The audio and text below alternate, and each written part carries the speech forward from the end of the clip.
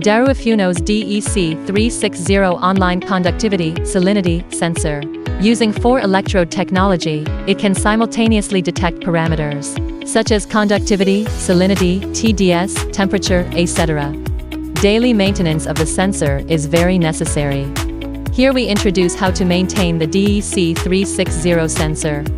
First, cleaning of the sensor.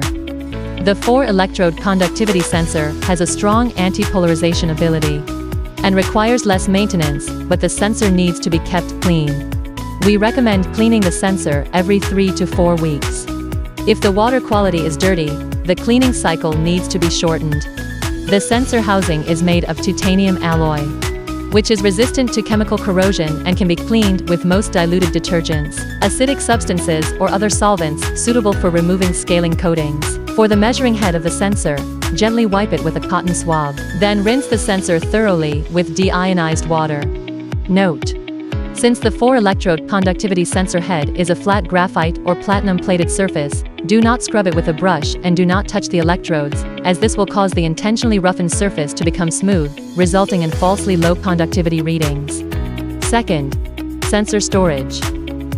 The cleaned conductivity sensor can be placed in the flow cell for several days and kept moist. If it is not used for a long time, it is recommended to remove the sensor and keep it dry to prevent microbial growth.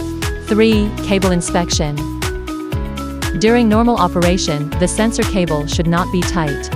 Otherwise, it is easy to break the wires inside the cable, causing the sensor to not work properly. 4th, housing inspection. Check whether the housing of the sensor is damaged due to corrosion or other reasons. The above is the maintenance method of the DEC360 conductivity sensor. If you encounter other problems, please contact us in time.